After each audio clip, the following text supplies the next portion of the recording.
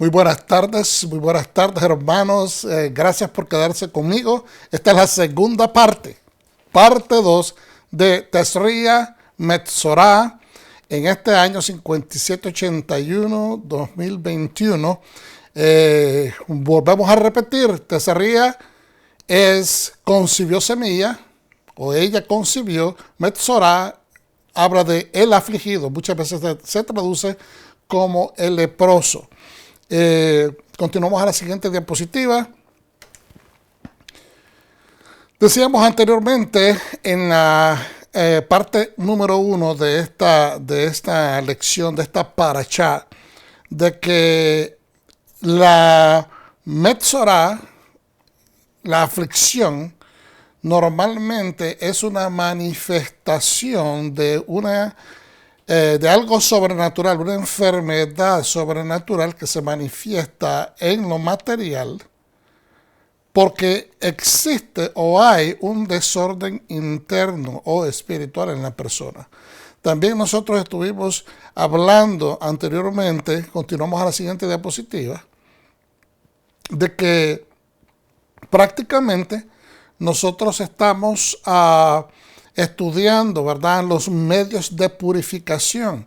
Cuando hablamos de la mujer que tiene su flujo menstrual, está prácticamente en un tiempo de impureza. Cuando hablamos también del afligido o el leproso, estamos hablando de una persona que está siendo afligida por una enfermedad. Es una manifestación infecciosa, es una manifestación de impureza. Pero ambas porciones, esta es una doble porción este año, nos están hablando no necesariamente para que hagamos énfasis en la impureza, sino que este es el método. Las porciones, la Torah nos está dando la metodología de cómo se va a buscar, cómo estas personas van a encontrar la forma de alcanzar su pureza ritual. Y esto es lo importante usualmente, porque obviamente la descripción de estas impurezas va a un extremo y la mayor parte de las personas sienten algo grotesco, no quieren lidiar con este tipo de información, pero la verdad es que es importante. Tenemos que entenderla. Es como que un médico quiera curar una herida o una infección sin tener el conocimiento previo. Es importante que entendamos la estructura de la Torah porque es el esqueleto de toda nuestra fe. Vuelvo y repito, la Torah es el esqueleto de nuestra fe. Y continuamos nuevamente a la siguiente diapositiva. La parashá Tesria comprende de Levíticos o Vayikra 12:1 al 13:59. Estaremos viendo la segunda de Reyes 7:3-20 en lo que es la Haftarah o conclusión profética, y del Brit Hadashah o pacto renovado, Nuevo Testamento, estaremos viendo diversos versículos. Mateo 15:8-16 tiene a ser una de las escrituras que se cita en esta porción. Continuamos. Aquí yo hice esta snapshot o esta fotografía de algunos de los recursos que se utilizaron para conformar esta presentación, esta parashá, pues tratando de proveer validación a lo que estamos presentando. Nuevamente, para recapitular, dijimos anteriormente, hermanos, que los rituales que Dios establece rigurosamente en las Escrituras, en la Torah específicamente, porque el libro de las instrucciones bíblicas es el Pentateuco. Son 5 libros que se comprenden en un solo libro llamado la Torah o el Pentateuco. Y este libro es el que establece las directrices de cuál va a ser el comportamiento del creyente, cómo nos debemos de llevar entre nosotros, cómo vamos a adorar, cómo vamos a demostrar lealtad y amor al Padre y cómo nosotros podemos ser de servicio a nuestra comunidad. Y hay una serie de rituales. Estos rituales explicamos a través de algunas proyecciones de eruditos, estudiosos de la palabra, estudiosos en diversas áreas como arqueología, antropología, ¿ok? Y comentaristas, son algunos filósofos, y ellos nos dan un entendimiento profundo. De otra manera, nos quedamos con un libro que tiene 3.500 años. Algunas escrituras podrían tener 2.800, 2.500, 2.000 años. Y entonces queremos comprenderlas con nuestro nivel o nuestras modalidades culturales del día de hoy. Y es injusto porque vamos a sacar completamente, nos vamos a desprender. Por eso es importante tratar de estudiar en el contexto. Es algo que estamos aprendiendo. Y cada vez que vamos escarbando y vamos profundizándonos más, nos damos cuenta que es necesario. Porque nos trae a luz de cosas que de otra manera no podríamos alcanzar. No hay manera de alcanzar. Y estamos inventando lo que famosamente mucha gente dice que es revelación, que son simplemente conjeturas, analogías y quizás ideas que caen en su punto, pero que realmente no tienen que ver con el contexto de la cultura y la civilización que vivió estas cosas, y nosotros simplemente estamos haciendo una transferencia de valores que a veces desvirtúan la esencia y también desvirtúan la santidad de la Escritura, dentro de, digamos, de la limpieza y la pureza que Dios la prescribió. A eso se le llama, cuando la Escritura decimos que Yeshua viene a levantar, ¿verdad? En estas expresiones que tenemos, Yeshua viene a levantar una iglesia sin mancha, es sin pecado, y sin arruga, es sin mezcla cultural. Las arrugas vienen por mezclas culturales. Los rituales que Dios establece rigurosamente, entonces son parte son parte integral, son para delinear, ¿ok? Con simbolismos, con comparaciones tipográficas o con sombras proféticas, el camino para entender y reconocer al Mesías. De ahí lo estricto de las órdenes de la prescripción y el valor de los rituales, vuelvo y repito, el valor de los rituales como una cultura de identidad, porque modelan la perfecta obediencia a la instrucción, la pureza y atributos de santidad del Mesías. Yeshua es quien es nuestro Salvador porque cumplió al pie de la letra las instrucciones. Todo protocolo en el Mishkan o en el templo es para restaurar la relación con el Eterno y el pueblo, para que el pueblo pudiera acercarse a él. Todo procedimiento dentro de los santuarios, ya fuese la tienda de reunión o los dos templos, son con el propósito de acercar al pueblo a su Dios. Entonces, continuando donde dejamos la enseñanza en referencia a la mujer, estuvimos aprendiendo de que Eva no fue, o se nos ha enseñado equivocadamente de que Eva recibió el castigo, obviamente, ella recibió un veredicto, una disciplina, y que pues por eso se ha considerado que la mujer es débil, que la mujer es pecaminosa, que la mujer es la que está más propensa a la falta. Todas esas son conjeturas injustas y acusaciones injustas. Entonces quedamos en esta parte de que Eva es reivindicada, hermanos, con la honra de dar a luz con dolor. ¿Ok? Y hay una pregunta, ¿por qué? Bueno, porque eso fue lo que causó la transgresión que ella cometió, que Dios le diera una prescripción, una disciplina. El parto es tipología del varón de dolores. El parto es tipología o aludiendo al varón de dolores, que restaurará a la mujer con flujo, refiriéndose proféticamente o refiriéndose, ¿no? Porque esto no es una escritura, pero que restaurará a la mujer con su flujo, pero nos estamos refiriendo al incidente, ¿verdad?, de la mujer que tenía 12 años de estar siendo afligida con flujo de sangre y afligida porque era una enfermedad continua que no paraba. El pueblo desobediente y que está enfermizo. La mujer del flujo de sangre, 12 representa a las 12 tribus de Israel. La mujer representa la nación que por ya milenio o por mucho tiempo ha estado en desarrollo, pero también en desobediencia. Y entonces representa al pueblo que está desobediente, que está enfermizo, que como que quiere o como que no quiere servir al Eterno. Entonces, escatológicamente hablando, decimos que los dolores del parto son la antesala a la llegada del Mesías. Eso de la boca del mismo Mesías Yeshua, capítulo 24 de Mateo. Esos son prácticamente principios de dolores, cuando se refiere a toda la situación alrededor del mundo que va a estar sucediendo antes que Él aparezca. Interesantemente, la ley del Brit Milá, de la circuncisión, es dada 2 veces. Fíjate qué interesante esta analogía o esta perspectiva.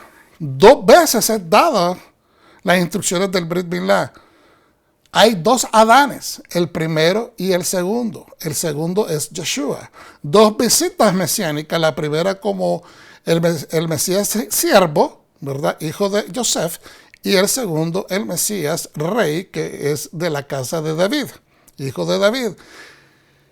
El Brit Milá se menciona en Génesis 17, 10, 14 y son repetidas en las nuevas leyes de este versículo que estamos estudiando ahora, o de la primera parte, ya lo vimos, en Levítico 12:3, donde se establece que la circuncisión solamente puede ser hecha durante la luz del día.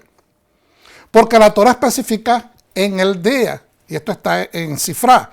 Y como la Torah dice que debe ser, en el 8º día debe ser circuncidado en ese día. Estamos entonces viendo que el énfasis es que la circuncisión se debe de hacer no de noche, sino se debe de hacer de día. Esto es de acuerdo a los sabios, y esto está escrito en el libro de Sifrá. Aunque caiga, o en el tracto Sifrá, perdón, aunque caiga en Shabbat, a menos que la salud del infante requiera esperar. Eso está en Shabbat 132a, vuelvo y repito. La circuncisión se hace inclusive en Shabbat, porque es un mandato, algunos dicen porque fue dado previo a que la Torah estableciera, ¿verdad?, cuando se les dio en el Sinaí. Entonces, a Abraham se le dio la instrucción de el Brit Milá, de la circuncisión, ahí por el capítulo 18, si no mal recuerdo, y entonces 17 y 18, y las leyes, ¿verdad?, para observar el Shabbat se dan en Levítico 23. Entonces ahora, cuando se refiere al día del Señor, la Torah implica la aparición del Mesías y es durante el día. Es durante el día que Él va a aparecer. La Torah es el dispositivo de purificación o santificación que nos ayuda a quitar el prejuicio de la impureza de las acciones humanas. Cuando nuestro Yeshua HaMashiach aparezca, quitará ese prepucio pecaminoso de la condición humana. Entonces, fíjense que es interesante, porque muchas personas hoy en día establecen tantas opiniones, hay discusiones, hay peleas, hay argumentos, refutaciones, retos, etcétera, y algunos tratando de avergonzar a otros, y se vuelven hermanos en el cuerpo de Cristo. No nos podemos formar o transformar en detractores unos de los otros, porque eso es una arma del enemigo. No podemos utilizar ninguna plataforma, ningún púlpito para atacar a otras personas. Cuando hacemos en estudios, comparaciones y estudiamos algunas cosas, no lo hacemos con la acción de repudiar, tomar por menos a nadie, sino validar lo que es probable, validar lo que es exacto, lo que es más estudiado, lo que es más validado, ¿me entiendes? No sé si estoy siendo bien claro, porque es muy diferente hacer un estudio y observar un video, observar un libro, observar esto, que atacar a una persona. Y entonces hay personas que a veces no pueden sentarse en una conversación educativa, en una conversación, digamos, didáctica y académica, porque piensan que todo es ataque. No podemos darnos a sutileza. A veces hay personas, yo he visto esto y muy reciente, que hay personas que atacan hasta los maestros que nos están haciendo el favor de llevarnos la instrucción, que nos están formando, que nos están demostrando que la Torá se puede comprobar académicamente y que tiene peso, que tiene efectividad, que Dios es verdadero. Entonces, a veces la gente está peleando por tonterías, como decía la semana pasada, por cómo decir, cómo hablar, cómo llamar a los nombres, que si esto es grecorromano, que si esto es... Y arman peleas basadas en nociones que a veces no estamos completamente profundizados y no es necesario. Yo siempre... Y esto no recuerdo cuál fue de los maestros, pero sí lo recuerdo, hermanos, cuando venga Mesías. Y esto lo dicen también los sabios judíos. Dicen, cuando venga Mesías, él inclusive va a traer ciertas addendums, va a traer ciertas reformas a la ley. Porque van a haber ciertas cosas que ya no van a aplicar. Pero cuando él venga, él es el que tiene la autoridad para hacerlo. Hoy, como dice Rab Shaul, a veces estamos viendo como a través de un cristal de colores y no tenemos capacidad de ver claramente. Por eso no debemos de discutir y pelearnos y formar disensiones por cosas que nuestro Mesías nos va a esclarecer. Entonces, hago esta explicación porque hay personas que preguntan que por qué a veces yo traigo comentarios de diferentes sabios y a veces los sabios están en discusión o no están en acuerdo y a veces lo que se dice de los sabios no está en acuerdo con lo que dice la academia, porque hermanos, es importante que nos documentemos y entre más entendamos el pensamiento, la interpretación, ¿verdad? La capacidad de ver, de proyectar las ideas, entonces nos habilita a nosotros para tomar, no necesariamente nuestras propias conclusiones, pero educarnos. Y si vamos a tomar una determinación, que lo hagamos con una decisión educada. Pero cuando venga Mesías, ahora, voy a hacer un alto. Si usted hace una decisión educada, tiene que entender que no puede quebrantar la Torá, que no puede ir en contra de los preceptos bíblicos. Para eso es que estamos estudiando juntos. Por eso es que yo estoy estudiando con maestros, porque quiero aprender. Yo no lo sé todo. Dios me guarda de decir que yo lo sé ya todo. Pero por eso es que estamos educándonos. Por eso es que es importante que vayamos y entendamos las opiniones. Hermano, no es malo, ¿verdad? Aprender de diferentes sabiondos, de diferentes eruditos. Lo malo es que usted tome una información y se decida ir en contra de lo que está en las Escrituras. Entonces, cuando venga Mesías, a todos nos va a ecualizar. Él es el ecualizador, es el que va a traer, ¿verdad?, exactamente todo lo que nosotros debemos de saber y entender. Eva es reivindicada entonces con la honra de dar a luz, con dolor, hermanos, y es prácticamente porque se le proyecta, ¿verdad?, en ella, en las mujeres, de que un día una mujer va a dar a luz al Mesías. Ahora,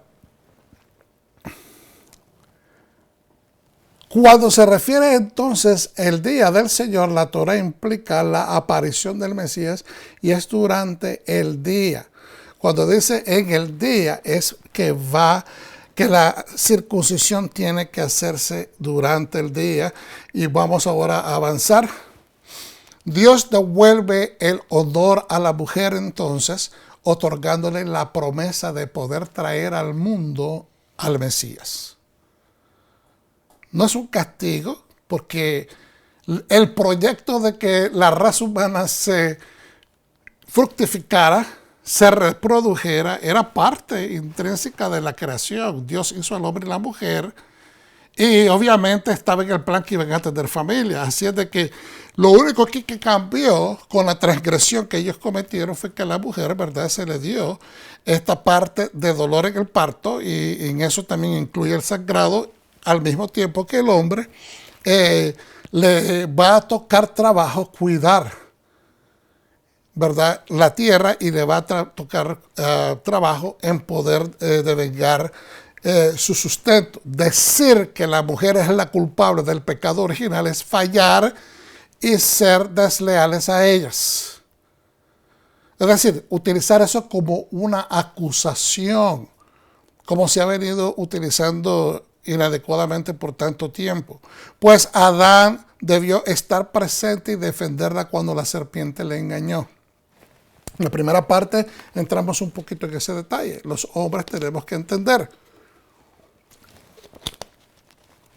que tú eres el protector de tu mujer.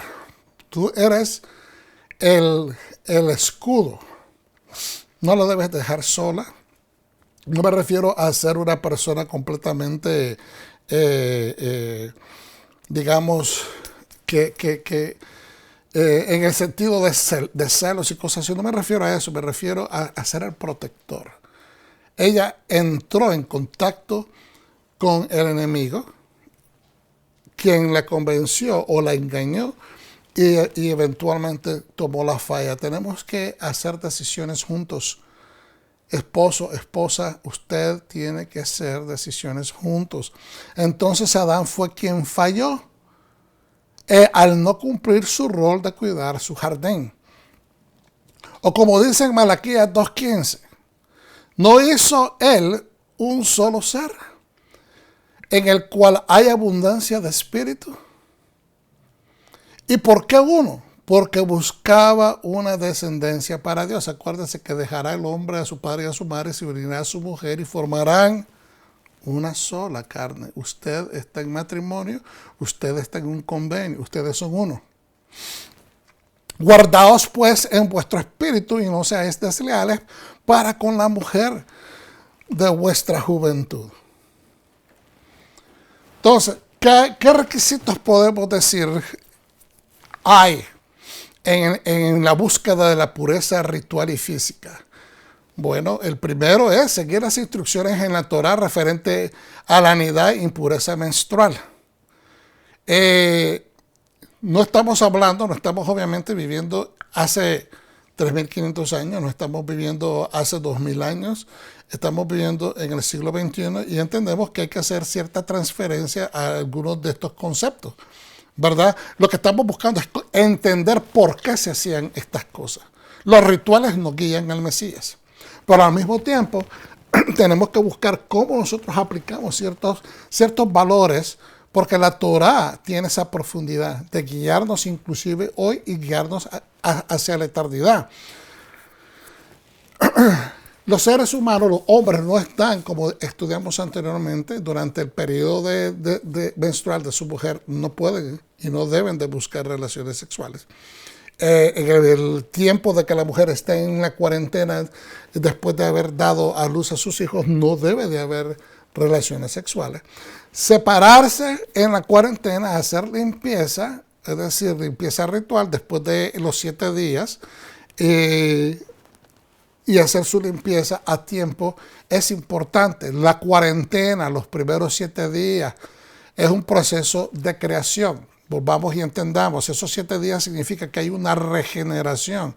Es a manera de que al 8º día es un nuevo día, es un nuevo amanecer, es un nuevo comienzo. que es una señal divina. Marcan el tiempo en que el bebé, el varoncito, debe ser circuncidado al 8º día. Esto está en Levítico 12:3, donde dice que al 8º día se circuncidará el niño. Debido a la interpretación equívoca sobre lo que es impureza o inmundicia, lo que es pecado, y no entendimos que el plan de Dios fue redentivo desde el principio.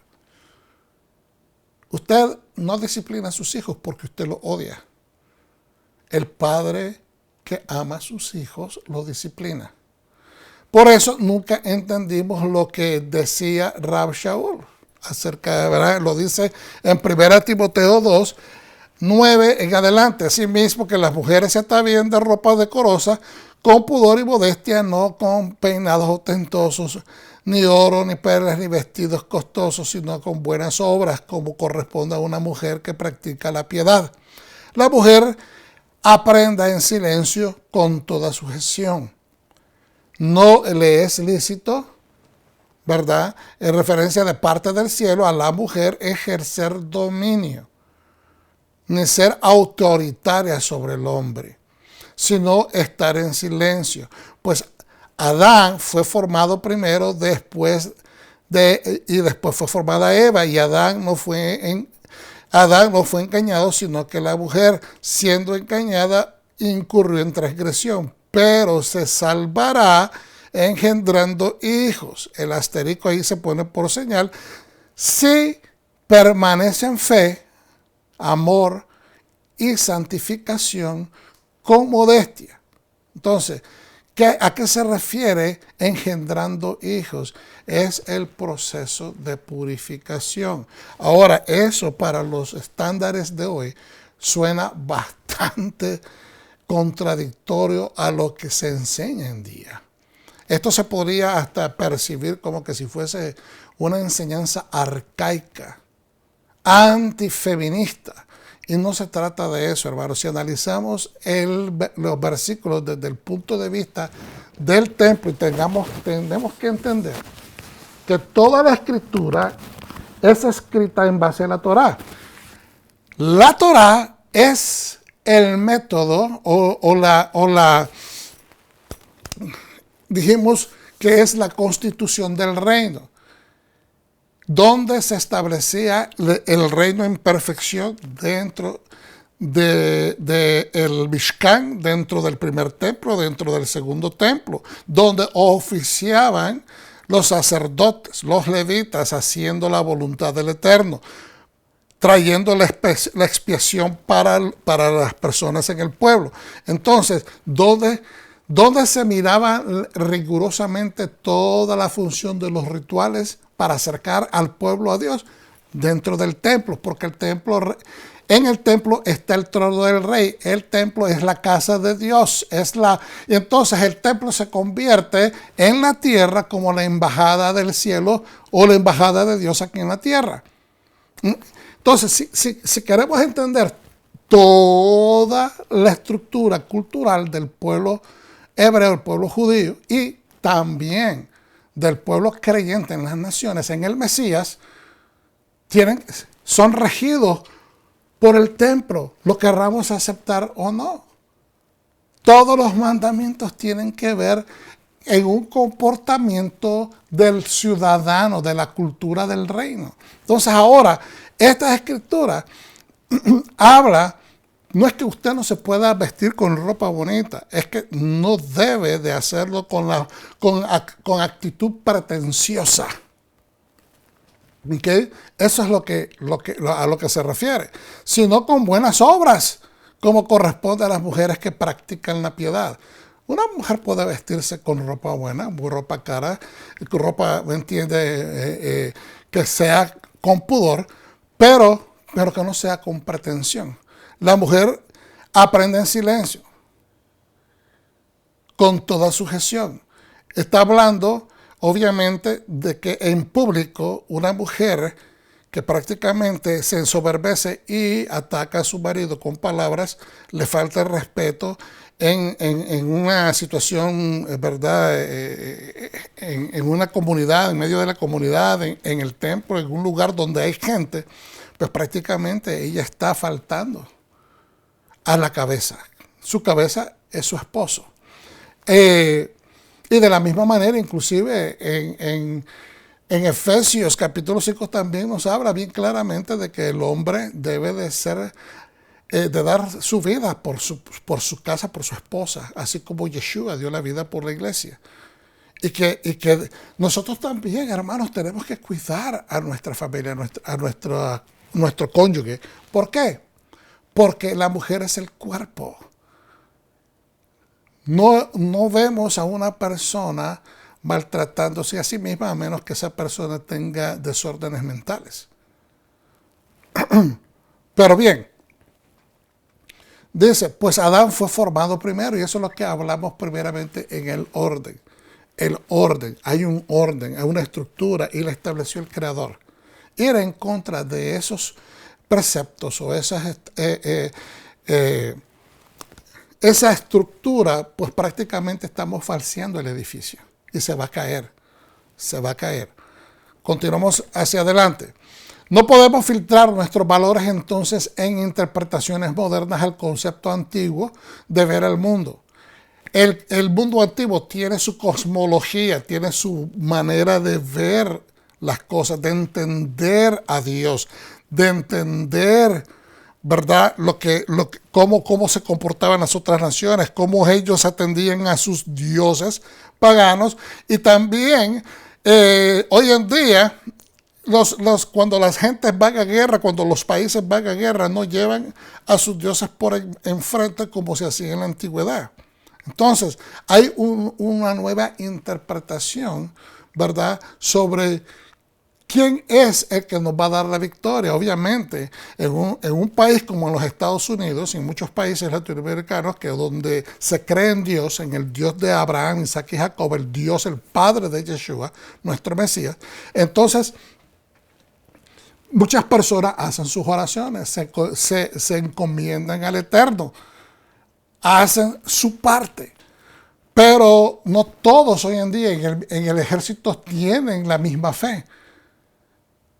Entonces han habido ciertas modificaciones, no porque el pueblo creyente lo desee de esa manera, sino de que el gobierno se da la tarea de tratar de representar o darle representación a diferentes religiones. Entonces eso trae ciertas modificaciones. El orden divino es que la mujer habló y su decisión trajo la falta y las consecuencias.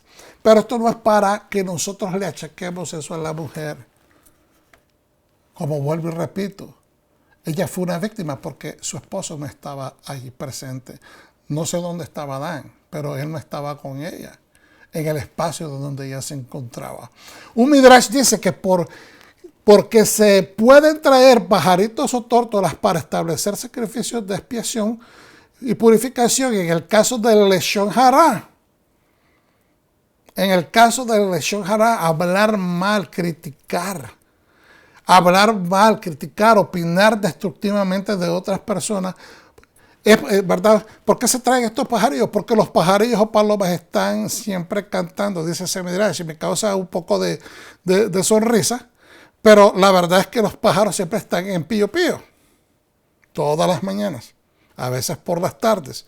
Entonces, a veces el ser humano se cree pajarito, y lo digo sarcásticamente, ¿verdad? Me causa sonrisa porque a veces las personas están cantando más de lo que deberían de hablar. Están diciendo cosas que no deberían decir. Pero esta falta no solo se limita a las mujeres, también los hombres cometen Leshon Hara. Entonces, no digamos la mujer faltó, la mujer tiene defecto, la mujer es aquí porque nosotros también caemos. Si no nos cuidamos, podemos caer en las mismas situaciones. O la mujer que diga que el hombre es acá, que mi esposo es acá y critica. No estamos edificando. Lo que estamos es prácticamente sobreextendiendo el problema. Dios le dice a Adán, por cuanto decidiste escuchar, obedecer la voz de tu mujer y no la voz de Hashem, y comiste del árbol.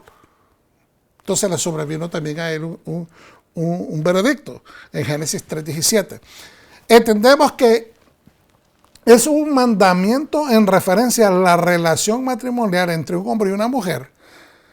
La mujer soltera tiene su opinión, pero una vez casada se sujeta a la cabeza de su esposo.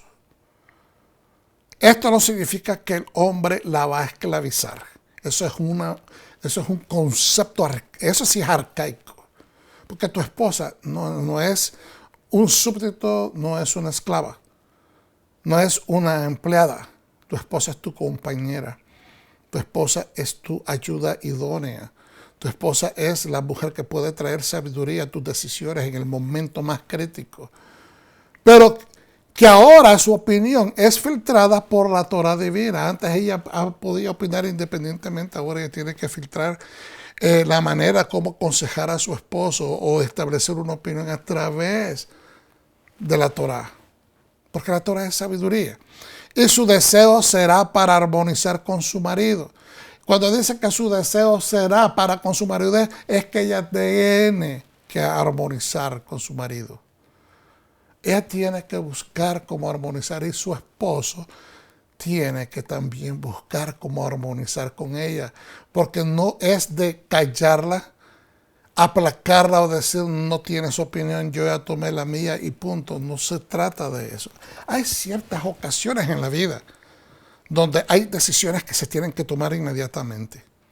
Y en el momento que por cuestión de tiempo, por cuestión de que está exactante la situación y hay que hacerlo ya, y tal vez uno de ellos, la mujer se siente que no está segura, pero el hombre dice yo lo vamos a hacer y punto. Usted tiene que apoyar a su esposo. Porque si se trata de una situación de presión, ¿verdad? Lo importante es hacer las cosas bajo paz, en shalom.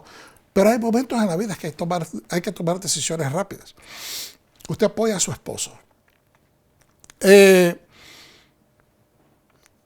Si su deseo, cuando dice que su deseo será para con su marido, es para tratar de armonizar, para tener shalom. La kehuna, el sacerdocio, es lo mismo en relación al pueblo.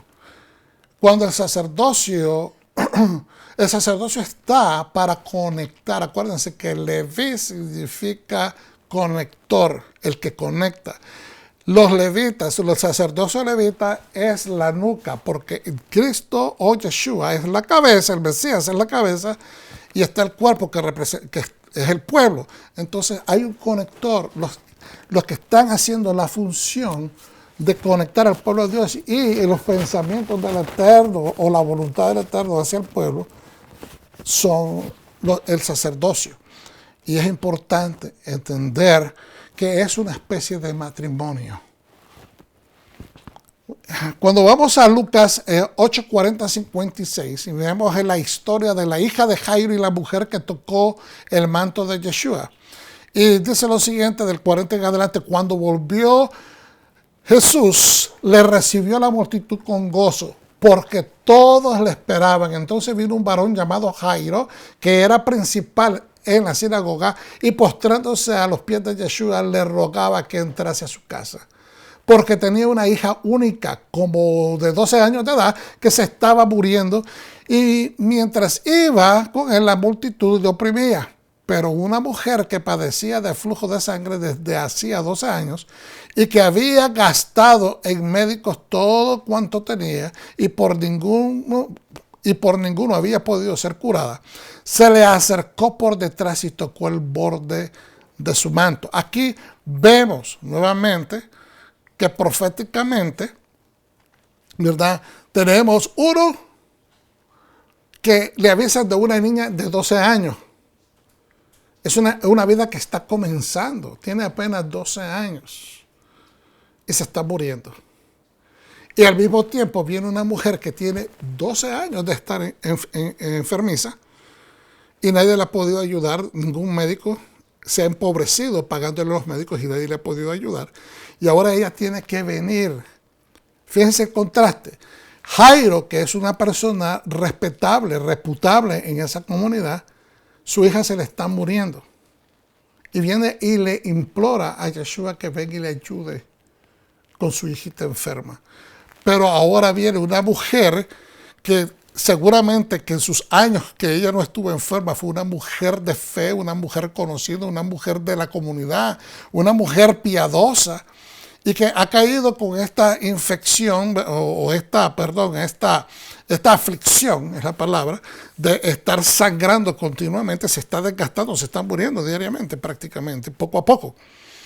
Y tiene que ir escondida porque si a ella la reconocen, la sacan, la pueden apedrear, la pueden sacar de la ciudad a empujones, porque ella es considerada inmunda y va y ni siquiera se atreve a pedir, porque ella sabe que no puede acercarse. Ella no puede dar a conocer su situación de quién es ella. Seguramente que era conocida.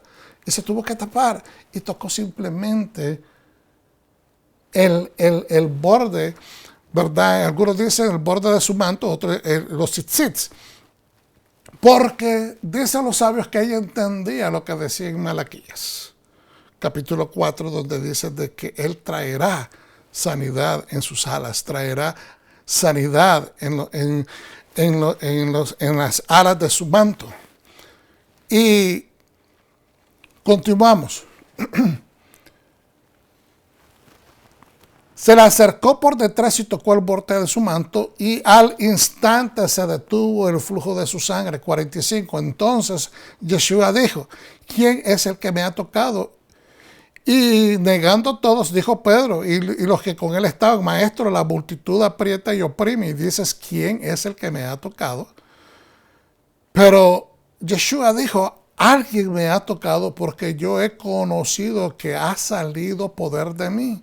Entonces cuando la mujer vio que no había quedado oculta, vino temblando y postrándose a sus pies, le declaró delante de todo el pueblo por qué causa le había tocado y cómo al instante había sido sanada. Entonces miramos esto. Esta mujer de edad, no sabemos exactamente la edad, pero ya es una mujer, ¿verdad? Digamos en sus 40 quizás. Tiene 12 años de estar enferma. Representa la condición del pueblo de Israel, la condición de fe, que está afligida por la falta de misericordia, de amor. Está afligida. El pueblo está afligido porque está invadido. Hay un imperio que los tiene invadidos. Al mismo tiempo miramos que la niña que representa en su edad 12, que también representa a las 12 tribus de Israel. Entonces miramos este contraste en esta historia. Y hay una simbología que Dios nos está diciendo, quiere restaurar. Una se está muriendo, pero es adulta, la otra se está muriendo porque es joven. Y el único que tiene la respuesta es el Hijo de Dios. En medio de todo este caos, en medio de toda esta muerte, el que tiene la solución de vida es Yeshua HaMashiach. Continuamos. 48. Y él le dijo, hija, tu fe te ha salvado, ve en paz. Él no la refutó. Él no le dijo, ¿sabes qué? Has cometido una falla, has cometido una gran falta, me tocaste o tocaste mis vestiduras y tú estabas impura. Es bien interesante de que en este momento ningún fariseo saltó y dijo, tú has quedado impuro ahora, porque obviamente ya lo tocó. No directamente a él, pero la ropa de él. Entonces, estaba hablando aún cuando vino uno de casa del principal de la sinagoga a decirle, tu hija ha muerto, no molestes más al maestro. Oyéndole Yeshua le respondió, no temas, cree solamente y será salva. Entrando a la casa no dejó entrar a nadie consigo, sino a Pedro, a Jacob, que es Jacob, y Juan, y el padre y la madre de la niña.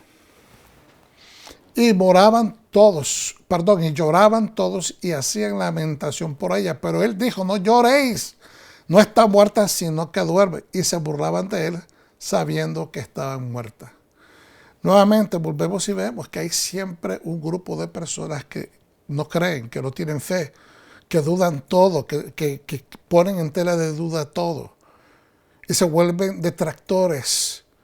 En vez de levantar, hablan mal.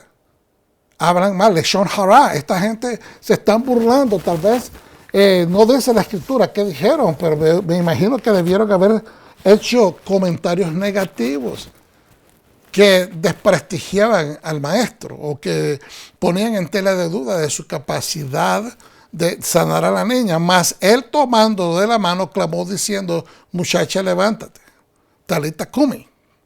Entonces su espíritu volvió e inmediatamente se levantó, y él mandó que se le diera de comer, y sus padres estaban atónitos, pero Yeshua les mandó que no dijeran a nadie lo que había sucedido.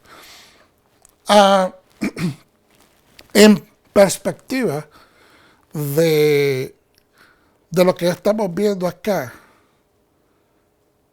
lo que está diciéndonos este relato es que a veces el mundo está en desorden, en caos, y no importa la edad que tengan las personas, hermanos. Si el mundo de los adultos está en caos, yo le aseguro, con 100% de saber de que no estoy equivocado, el mundo de los hijos, el mundo de los jóvenes está en caos. A veces los padres de familia quieren esconder las desavenencias matrimoniales, pero los hijos se van a dar cuenta. Si no en el trato, en el maltrato o en la manera del diario vivir, se van a dar cuenta. Cuando un país los líderes del país están en desorden, créalo, el sistema estudiantil está en desorden. Cuando el código moral de los líderes está en caos, créame que el sistema estudiantil, el sistema educativo, y eso es prácticamente lo que educa a nuestros jóvenes, los que van a tomar la batuta de la siguiente generación, los que van a tener en sus manos las riendas del país. Y entonces va entonces en un continuo deterioro. Y aquí donde Yeshua está siendo el buen padre, representando al Padre, el buen pastor, que nos está diciendo: yo soy la salud multigeneracional. Soy la salud multigeneracional. Creamos que Mesías tiene la solución. Creamos que Mesías tiene la solución. La siguiente diapositiva dice, a ver, creo que me salté, antes de terminar, en la parte de abajo, dice: Yeshua retorna sanidad, dignidad y honra a una mujer cuya comunidad le había desechado, no por estar en pecado, pero porque en la antigüedad toda enfermedad se asumía era consecuencia de transgresiones y no de la enfermedad. Siempre en la cosmología de la antigüedad, hermano. Cuando digo cosmología me estoy refiriendo a la forma de ver e interpretar al mundo, la forma de entender a Dios o a los dioses, dependiendo, ¿verdad?, de qué país está o de qué nación estamos hablando. Pero siempre se asumía que era por algo espiritual que la persona sigue. Todavía hoy en día hay personas que piensan que si algo malo sucede es porque esa persona está mal. Es la paracha 27, como sabemos, y aquí simplemente quiero repetir esto como para seguir afirmando lo que hemos dicho. Hemos hablado del nacimiento del bebé, hemos hablado que si es varón, que su mamá tiene que purificarse, esperar 7 días, llevar al niño al 8º día para ser circuncidado, ¿verdad? Y también notamos que interesantemente hay 8 versículos en este capítulo 12. Fíjense que es bien interesante, porque muchas personas que estudian esto de la gematría, ¿verdad? 8 versículos habla, ¿verdad?, del número del Mesías, que esta es una parashá mesiánica. Y también es el capítulo 12, que habla nuevamente del número 12 de las tribus de la nación de Israel. Infiere el concepto de las tribus, infiere el concepto de Am Israel, la nación de Israel. está en el libro tercero de la Biblia, que es Levíticos. Es la parasha número 27, que cuando se hace la gematría es 9, que implica edificación, renovación, levantamiento, construcción. Es decir, que Dios ha empezado en esa parasha el proceso de enseñarle a la raza humana cómo la mujer puede ir purificándose. Hoy renueva el pueblo israelita. Es un nuevo mes. Esto es, bueno, prácticamente esto es tomado de una parasha anterior, pero obviamente ya pasó Nisan. Pero vamos al siguiente punto de quién estará hablando proféticamente estos versos y quién es ese bebé que es traído el octavo día. Hay una entidad o deidad que tiene 8 nombres muy conocidos en Isaías 9, 6, 7. Porque un niño nos es nacido, un niño nos es dado, cuyo soberanía reposará sobre sus hombros. Él es Melech, rey, y le será dado el nombre Pelech Yoetz, maravilla de consejero, el Gibor, Elohim poderoso, Aviad, Padre eterno, Sar Shalom, príncipe de paz. Su gobierno será grandioso y de su Shalom no habrá fin. Estará sobre el trono y reinado de David. Él es Mesías, Ben David, Mesías, hijo de David, para asegurarlo y sostenerlo mediante justicia y rectitud. Él es Shafat, Él es juez desde ahora y para siempre. El celo de Yahweh Sebaot realizará esto. El Caná, celoso, es Yahweh, Señor de los ejércitos. Bien interesante. Vuelvo y recapitulamos. La parashat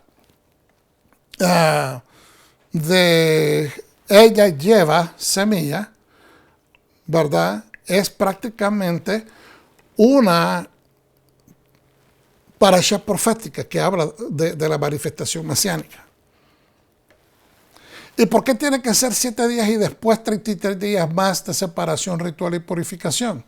Hay muchas explicaciones y algunas en gematría dicen que 40 días fue el diluvio.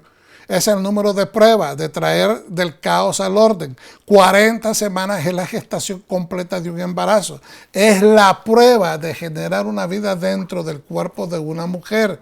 Su cuerpo pasa por diferentes secuencias de malestares, cambios y dolores para dar a luz una nueva vida, una nueva generación, un nuevo comienzo. Es la continuidad de la vida de la mujer. Otras opiniones establecen que 40 años fue el tiempo de prueba de Am Israel en el desierto y de ahí salieron a la tierra de la promesa, que es una tipología de salvación o redención final. Entonces, que Dios en el nacimiento de cada bebé que es dentro de una familia que cree en el Eterno, que vive la Torah, estamos ensayando, ¿verdad?, el procedimiento de la redención final. Estamos enseñando a cada generación a que busque más de Dios. La opinión que vimos anteriormente sobre el niño circuncidado en el 7º día de Levíticos 12 es un anuncio profético donde su primera semana alude a la semana de la creación. Ya lo hemos mencionado anteriormente. En el 8º día se hará la circuncisión, Mesías, ¿verdad? Como miramos también que en Shemini, la parasha Shemini también se hace en el 8º día. Eso es implicativo de la presencia del Mesías en ese día. Y el número 33 representa que después de la prueba hay promesas de restauración. El nombre de Noah es mencionado 33 veces en el Génesis. ¿Y cómo se le llamaba a Noah? Descanso. Descanso, reposo. Eso es lo que significa el nombre Noah. Y en cuanto menciona su número 33 es cuando Hashem hace promesa de no destruir la tierra otra vez con diluvios y manifiesta el arco iris como la promesa que él no lo va a volver a destruir. Entonces lo que está diciendo es que en la vez número 33 que se menciona el nombre de Noah es que Dios está haciendo ese pacto, lo cual nos está dando la esperanza a la vida, al mundo por venir, al Olam Haba, al nuevo comienzo, al nuevo empezar, a la nueva era, a la era de la restauración. Entonces ahora, en la conclusión profética, y esto es para terminar, hermanos, vamos a 2 de Reyes 7, 3, 20. Y espero que se estén gozando, porque lo que a mí me interesa es encontrar esta serie de pepitas de oro, dicen algunos, pero perlas de la Torah. Perlas de la Torah. Que son interesantísimas para que meditemos. Que si todo tiene exactitud, yo no lo sé. Yo lo que sé es que yo encuentro muchas conexiones que yo puedo utilizar en ciertas aplicaciones de vida. Yo espero de que al escucharlas ustedes también puedan utilizarlas, puedan aplicarlas, puedan tal vez traer a luz ciertos conceptos para que ustedes pues, puedan aplicar algunas cosas acerca de los mandamientos en su vida. Hay tanto que aprender. Continuemos haciéndolo juntos. Yo espero que se estén gozando. 2 de Reyes 7, 3, 20, pero yo creo que yo lo empecé desde el 7, 1 al 20. Y aquí tenemos en esta siguiente diapositiva la fotografía o la pintura o el dibujo, mejor dicho, de los 4 leprosos afuera de Samaria en 2 de Reyes 7, 1 al 20. Perdón. Dijo entonces Eliseo: oíd la palabra de Yahweh. Así dijo Jehová: mañana a esta hora valdrá un ciclo de seas de flor de harina y un ciclo de 2 seas de cebada a la puerta de Samaria. Dice, un ciclo, prácticamente va a valer un ciclo. Un príncipe sobre cuyo brazo el rey se apoyaba respondió al varón de Dios y le dijo: si Jehová abriera ahora ventana en el cielo, ¿sería esto así? Él dijo: tú lo verás con tus propios ojos, pero no comerás de ello. Este varón se estaba burlando, un escarnecedor, una persona que se convierta con sus palabras necias, hablando leshon horá en contra del profeta del Eterno, cuyas palabras han sido validadas por el mismo Señor en muchas ocasiones. Y no le cree. Y se burla enfrente del rey, enfrente de todos los que están ahí presentes.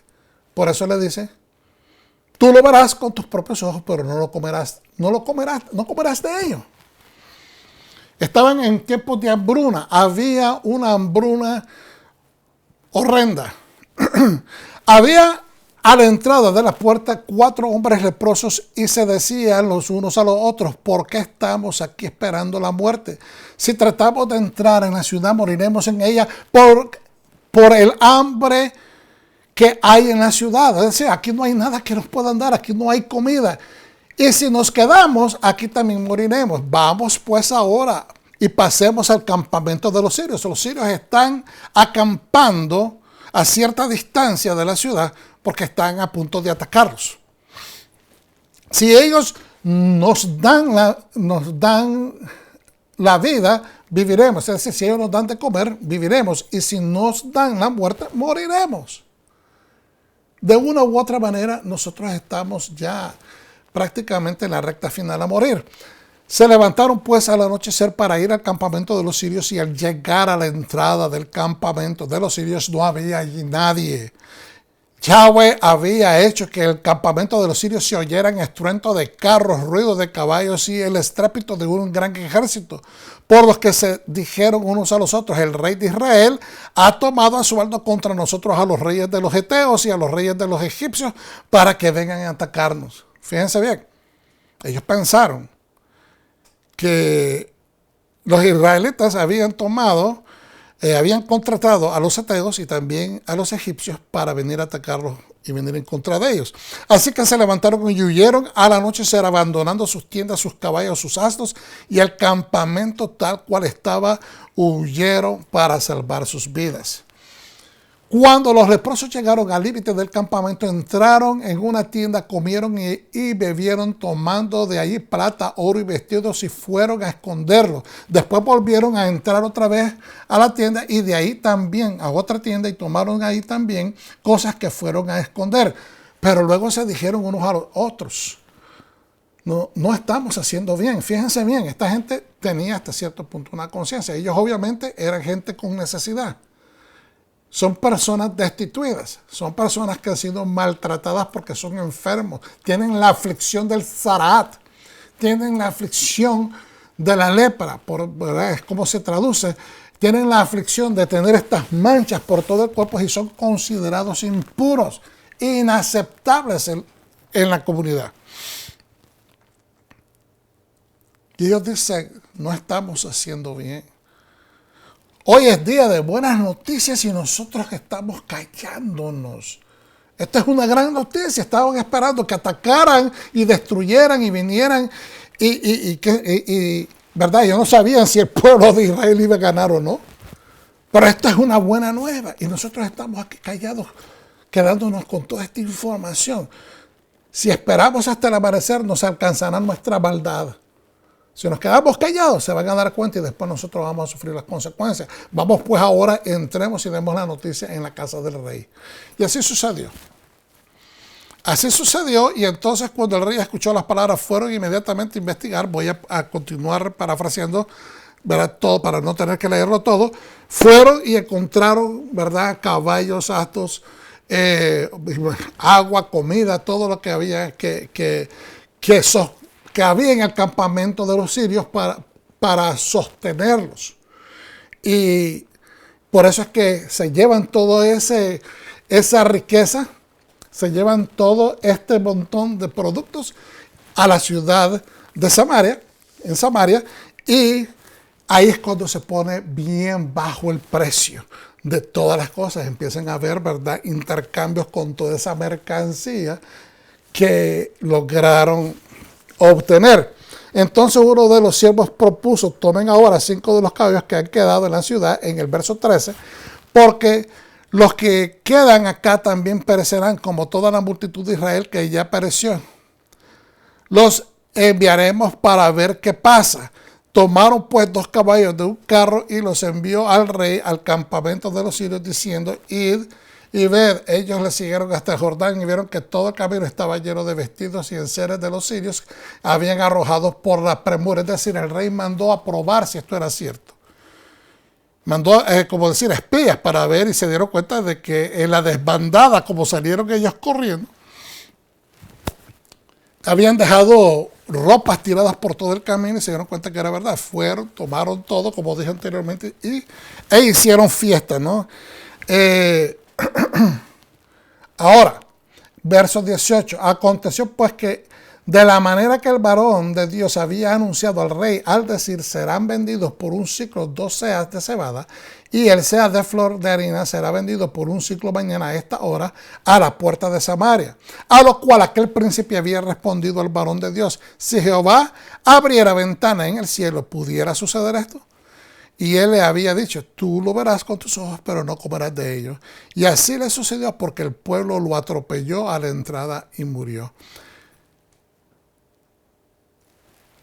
Esto nos deja una evidencia que muchas veces las personas no quieren aceptar. El hablar mal y hablar en contra de la voluntad del Señor, desmentir y no estoy hablando de que porque el hombre es ungido, porque el hombre es una persona que sirve al Eterno, no nos referimos a eso, pero simplemente tener una actitud egocentrista y soberbia en contra de la persona que pues manifiesta una reverencia al Eterno y que establece los patrones que Dios está, en este caso Eliseo, que era un profeta respetado. No solamente desmiente, pero duda y se convierte con palabras mezquinas y burlescas en un transgresor, en un, como dije anteriormente, la palabra, en Es una persona que prácticamente está negando que Dios va a hacer algo. Entonces, Eliseo está diciendo se va a terminar la hambruna, por lo menos paulatinamente va a comenzar. Entonces, miren algunos de los comentarios que están en los sabios, para que entendamos un poquito el trasfondo. Había una gran sequía y hambruna en la región de Samaria. El rey Jehoram perseguía a Eliseo porque era contrario, él pensaba que Eliseo era contrario a su reino. No era que lo perseguía, ¿verdad? Como dijéramos, como fue perseguido Elías por Acab y Israel, pero él estaba ahí cuando él pronunció. Jehoram llega a la conclusión de que el hambre y la desesperación han llevado al pueblo a la locura de comerse a sus propios hijos, tal como fue profetizado. Y pronuncia palabras de tristeza, arrepintiéndose y de responsabilidad. Es decir, yo soy el culpable, yo soy la razón por la cual el pueblo está pasando esto. Que él era el responsable de haber provocado esa tragedia al pueblo. Eliseo, al oír palabras de arrepentimiento de Jehoram, profetiza que la hambruna sería levantada, pero no completó esa profecía hasta... O decir, la profecía no se terminó de cumplir completamente hasta después de 7 años. Eliseo profetizó que en 24 horas el precio del flor de harina bajaría a un shekel, ¿verdad? Y que también bajaría 2 seas de cebada por un shekel. Un sea es equivalente al volumen de 144 huevos tamaño promedio de hoy día, para que tengamos una idea. Imagínense una pila de 144 huevos, es más o menos el volumen que es un sea. Uno de los oficiales asistentes del rey se burló de la profecía, como ya lo miramos, incrédulo de que esto sucediera, y Eliseo le predijo que él vería el cumplimiento de la profecía, pero que no comería de la bendición. ¿Quiénes eran estos 4 Metzorraim? Estos 4 afligidos de lepra. ¿Quiénes eran estas personas que estaban afuera de la ciudad? Afuera de las puertas de la ciudad y esperaban simplemente morirse. Los sabios de bendita memoria dicen que era Gehazi, Jesse, el que era asistente en un tiempo del mismo Eliseo. ¿Verdad? Era Gehazi y sus hijos. Gehazi fue siervo del profeta Eliseo en conexión con la mujer Shulamita, sierva en la casa del general sirio Naamán. Gehazi no pudo vencer su avaricia y le pidió recompensa o una ofrenda a Naamán por haber sido sanado de la lepra, y la pidió a nombre de su amo Eliseo. Eliseo lo vio en visión y le profetizó que la lepra de Naamán se le pasaría a él y a todos los de su casa. Imagínense, por una falta, la lepra le cayó a él y también a todos sus hijos. Estos eran los hijos de Gehazi y él, 4 personas ahí afuera de la ciudad. Gehazi había sido particularmente desobediente, arrogante, egocentrista y ambicioso, pero ahora, fíjense bien, hermano, seguramente arrepentido porque está bajo esta aflicción. Pero ahora, en esta situación, Hashem le permite la oportunidad de cuidar, preocuparse por la necesidad de otras personas, por su comunidad, siendo instrumento para la salvación del pueblo. Vuelve a ver acá un momentito.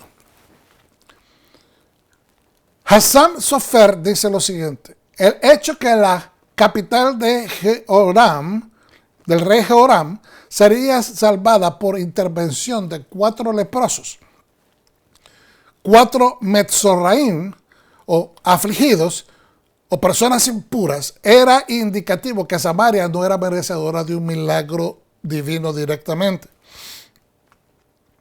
Pero Dios utilizó, tuvo misericordia.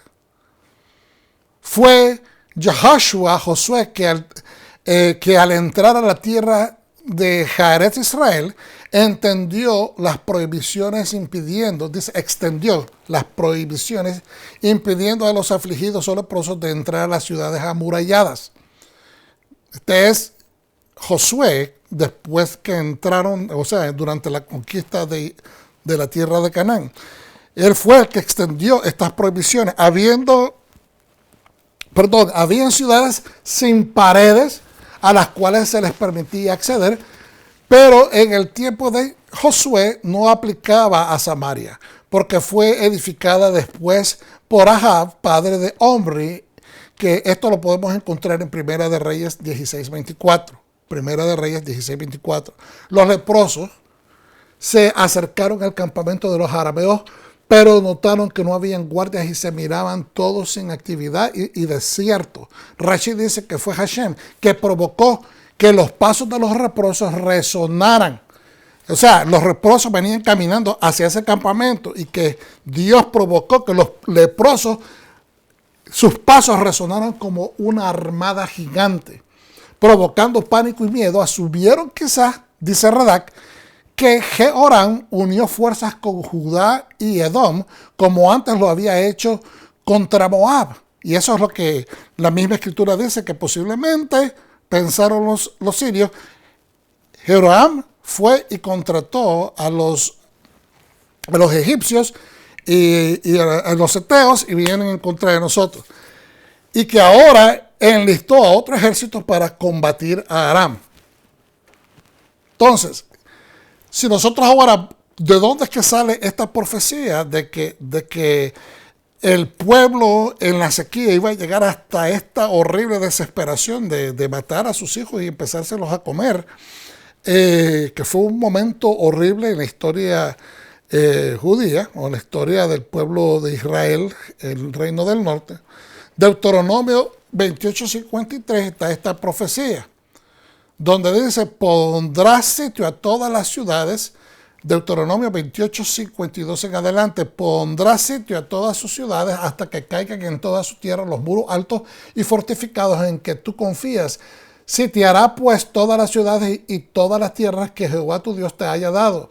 Comerás el fruto de tu vientre, la carne de tus hijos y de tus hijas que Jehová tu Dios te dio en medio del sitio, y el apuro con que te angustiará tu enemigo. El hombre más amable y delicado entre los tuyos mirará con malos ojos a sus hermanos, a la mujer de su corazón y al resto de sus hijos que le queden, para no compartir con ellos la carne de sus hijos, que él se comerá por no haberle quedado nada en medio del asedio y la angustia, a que te reducirá tu enemigo en todas tus ciudades. Y esto lo dice el Señor, ¿verdad? Porque cuando hablamos de Deuteronomio 27:28 estamos hablando de las bendiciones y las maldiciones. Esto le iba a sobrevenir como consecuencia de desobedecer los mandamientos de la Torá. Entonces, esta profecía se cumplió en 2 de Reyes 7:1-20 y nos hace eco con las palabras de Ezequiel. Ezequiel 36:17, cuando una vez dice Yahweh: hijo de hombre, cuando la casa de Israel vivía en su propia tierra, la profanaron con sus caminos y sus obras. Sus caminos delante de mí eran como inmundicia de mujer en su impureza. Entonces, y usted dirá: hermano, wow, eso es bien fuerte. Ok, hermano, yo lo entiendo, pero tenemos que entender lo siguiente que hemos venido repitiendo, y esta lección lo que queremos es entender el contexto cultural. No estamos hablando del 2021, estamos hablando de muchísimos años atrás, siglos atrás, cuando el mundo no era lo que es hoy, donde los adelantos no eran los que tenemos, donde la percepción de vida era diferente. Recordemos la audiencia,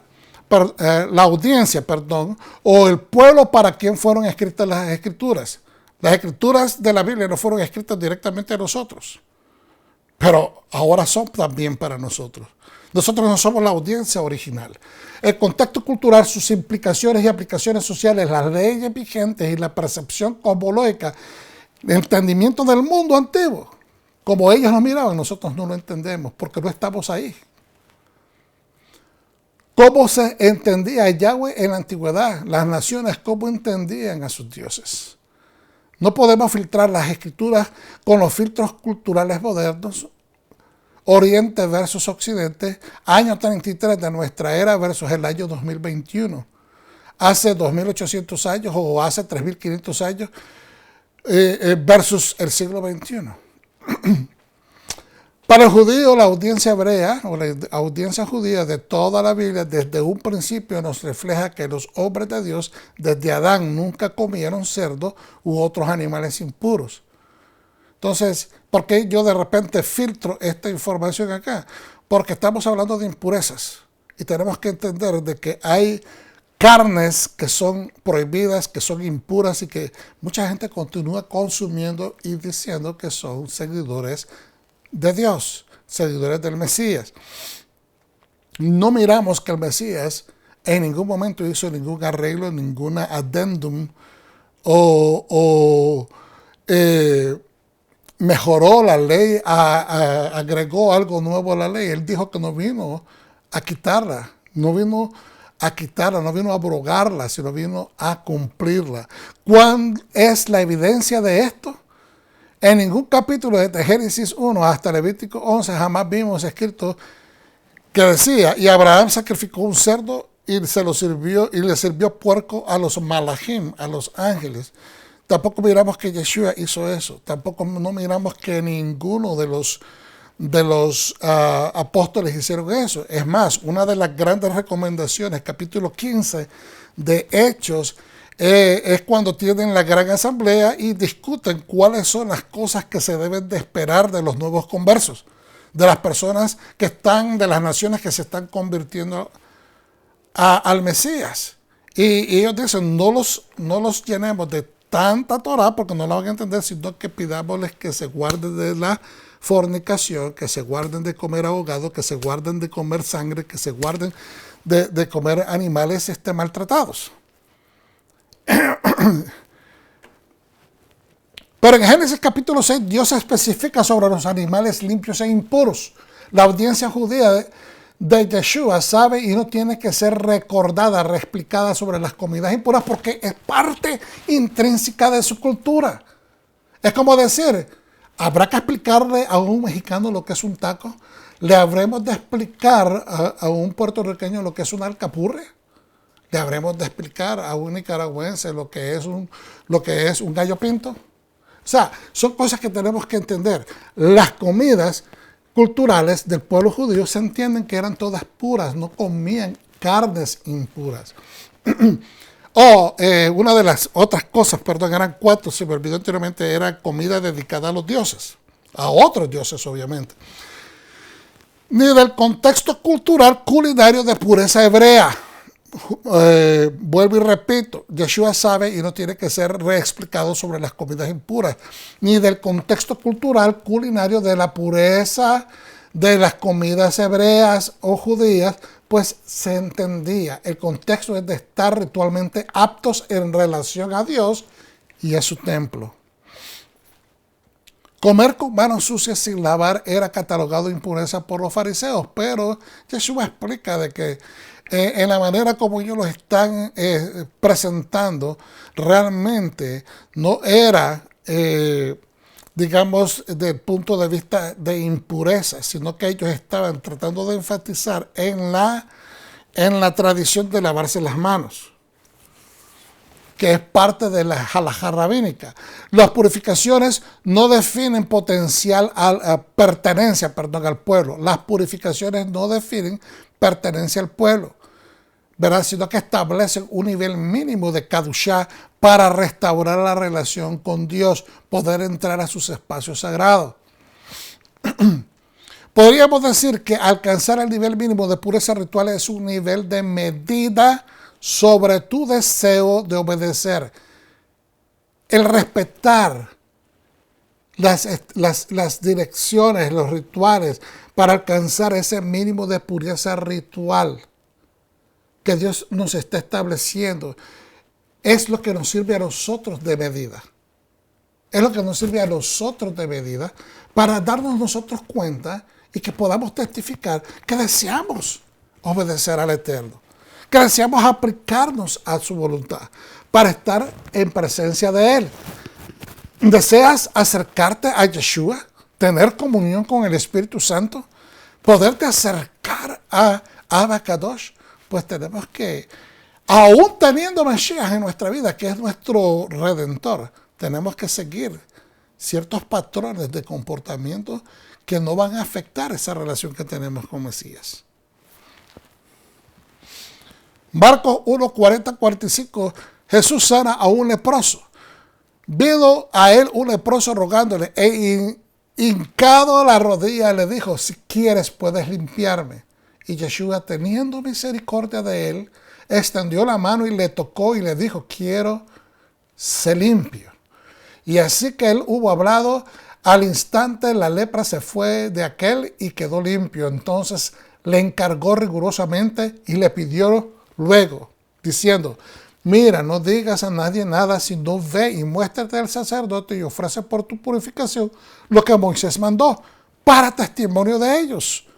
Para testimonio de ellos, porque ellos tienen que justificar que el hombre ha sido limpio. Tenía que ser examinado por un Cohen, como un sacerdote, para que quedara escrito de que este hombre había sido oficialmente limpio y se podría reintegrar a la sociedad. Pero oído el hombre, comenzó a publicar mucho y a divulgar el hecho, de manera que ya Yeshua no podía entrar abiertamente a la ciudad. ¿Por qué Yeshua ya no podía entrar abiertamente? Esto es materia de disensiones y de esto, pero es materia de percepción, porque algunos dicen que él no podía entrar porque habiendo tocado para sanar al que estaba afligido con la enfermedad, pues entonces se toma que él es impuro. ¿Ok? Pero otros dicen de que no podía entrar porque la gente se abarrotó y entonces había conmoción en la ciudad. Esto es nuevamente pongo estas dos perspectivas porque es importante tener información a la mano. Pero oído él, comenzó a publicarlo mucho y al divulgarlo el hecho, de manera que ya Yeshua no podía entrar abiertamente a la ciudad, sino que se quedaba fuera en los lugares desiertos y venían entonces la gente a él en vez de él poder ir a la ciudad. En Levíticos 15 y 19, cuando una mujer tiene una secreción, si su secreción en su cuerpo es sangre, continuará en su impureza menstrual durante 7 días y cualquiera que la toque quedará inmunda hasta el anochecer. Lo mismo sucedía con la persona leprosa. Aquí tenemos una foto de Sarahat, pero creo que queda bien claro, hermano, que las impurezas no son necesariamente para hacer sentir en nuestro entendimiento de hoy. Las impurezas, si una persona está enferma, si una persona está afligida, si una persona está azotada por alguna enfermedad, no es para nosotros los creyentes hacerlos sentir peor, hacerlos sentir menos, rechazarlos, sino es para que nosotros, con la sabiduría que Dios, el amor que Yeshua nos ha enseñado en su palabra, tanto a través de oración como ánimo y palabras de edificación, podamos ayudar a esa persona a encontrar el camino a su restauración. Más que en remarcar la impureza, nosotros tenemos que remarcar o hacer énfasis en los métodos que Dios ha establecido en su Torah, en su palabra, para limpiar, traer a esa persona una pureza ritual. Ayudémonos unos a los otros, amémonos unos a los otros, seamos pacientes los unos a los otros, edifiquémonos. Eso es realmente cumplir con la Torah y con todo lo que dicen los profetas y todo lo que se dice en el pacto renovado. Seamos verdaderos adoradores, adorando al Eterno en espíritu y en verdad, y haciendo lo mismo, amando a nuestros semejantes, porque es ahí donde está todo el cumplimiento de lo que predicamos, de lo que enseñamos. De otra manera, pues yo espero que esto haya sido de edificación, que esta lección, que es un poco más larga de lo que yo había pensado, nos haya dejado meditando y entendamos que en Yeshua HaMashiach tenemos el potencial de recibir nuestra purificación completa. El Eterno les bendiga, les ampare y les cuide y les dé su shalom. Se despide de ustedes el pastor Gabriel Galán de Raíces de la Fe. Shalom.